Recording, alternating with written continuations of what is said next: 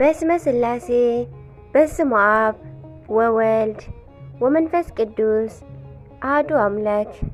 አሜን። ሰላም እግዚአብሔር አምላክ ምስኩላትኩም ይኹን። ህዝበ ክርስቲያን ከመይ ኣለኹም? ከመይ ሓዲርኩም? ኣነ እግዚአብሔር ይመስገን ክብሪ ይስፋሕ መድኃኔዓለም ክርስቶስ ልዑል እግዚአብሔር ኣምላኽና ክሳብ ሰዓት እዚኣ እትጸንሕ እስትንፋስ ስለዝዓድለና ክብርን ምስጋናን ኣምልኮን ውዳሴን ዘለዓለም ንዑ ይኹን። ከምኡውን ነታረርህት ህሊና ቅድስተ ቅዱሳን ንጽሕተ ንጹሓን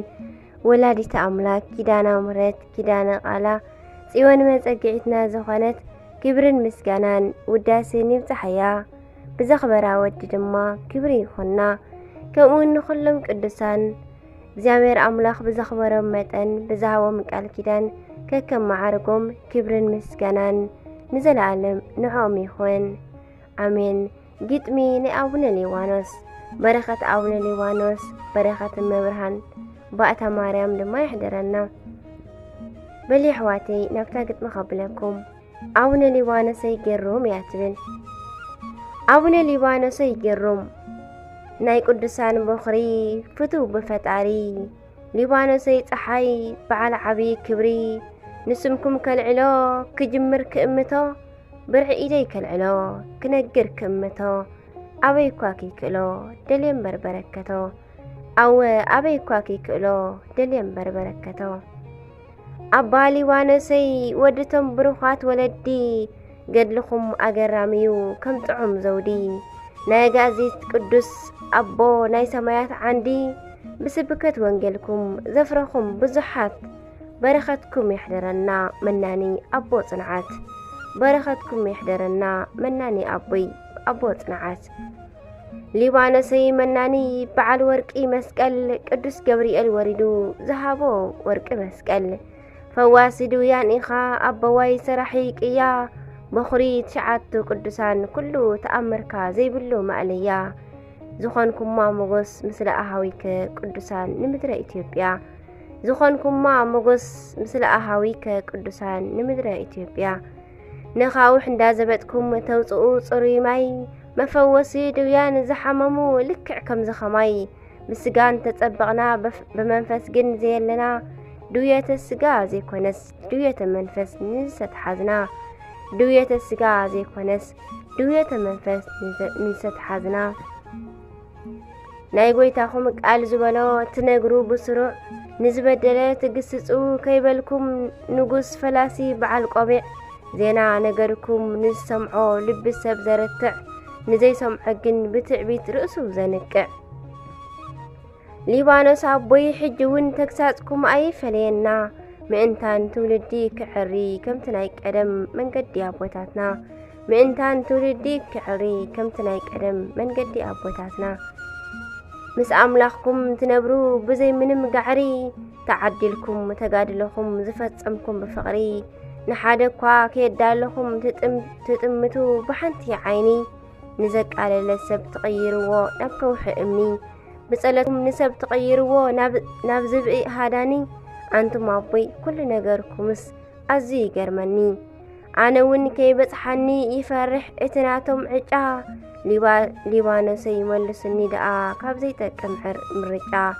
ሊባኖሰይ መልሱኒ ደኣ ካብ ዘይጠቅም ምርጫ በዛ ሎማዓንቲ ቅድስቲ ነብስኹም ዝዓረፈት ካብ ዝሓሳዊት ዓለም ዝመልኣ ደልሃመት ንሓቀኛ ትመልሶ ንታሕቲ ትደፍኦ ንቕልቁል ነቲ ዓማፂ ግን ትቕበሎ እንዳበለት ዕልል ኣቤት ሊባኖሰይ ይኽደነና ካብዚ ሕማቕ ጽንግልል ብጸለትኩም ደኣ ይምሓረና ወዲ ቅድስቲ ድንግል ኣሜን ብጸለትኩም ደሓረና ወዲ ቅድስቲ ድንግል ሊባኖሰይ መናኒ ዘይብልኩም መምዘኒ መልክዕኩም ግሩም ናይ ሰማያት ወይኒ ሊባኖሰይ ፈላሲ ብጸለቱ ንልቢ ሰብ መሐጐሲ ሊባኖሰይ መጣዕ ንኹሉ መሐጐሲ ዜና ገድልኹም ሰሚዕካ ፍጹም ዘይጽገብ ኣምሳል ክርስቶስ መርዓዊ ናይ ጎይታ ጽጋብ ኣምሳል ክርስቶስ እወ መርዓዊ ናይ ጎይታ ጽጋብ መርዓትኩምን ወለድኹምን ዝገደፍኩም ንፍቕሪ ሃይማኖት بملأكم مريحو أوصاكم كاب كل رخصت بملأخو مريحو أوصاكم كاب كل رخصت عبنا ليوانسي نسري ناي سمايات أبو منكسات بعل عبي منكرات عمقات مستيرو كنفلطو هايمانوت عندي صلاتكم متوكلنا كنحدر تبعات أصنعنا أبي أبرتأتي توهدو هايمانوت أصنعنا أبي أبرتأتي توهدو أمنت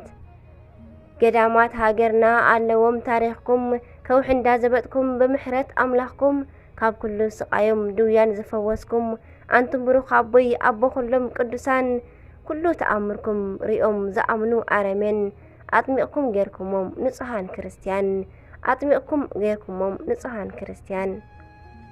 ناي أخصم هزبي لبون مسعورة اترقم سيطان تتصابئكم اندع غرغرة سقوقكم كاب هاجرم بقنئي بدعة كمتم فريساويان لبوكم مساطنعة كمتم فريساويان لبوكم مساطنعة نسخم جن لوه سلا زخانكم ناي كلنا دبس أسر فقر قويتا لمانو قدس استيفانوس محرس مسلمنكم حاتياتم نخدم سس لو هاتك أدني برتي بمنفس نحنا دقكم ون علنا كلنا نحقوس قد لكم لو هاتكم سميع ناس يبلنا اللو دس قد لكم من لو هاتكم نسميع ناس يبلنا اللو دس عمين ليوانا سيتحي برختكم محضرنا زود غزنة أبي بأفا قدسان تكوان ملاك تأرملنا وسوهات لإግዚአብሔር ولولادته ድንግል ولመስቀሉ ክቡር زود غزنة أبي بأفا قدسان تكوان ملاك تأرملي بدقامي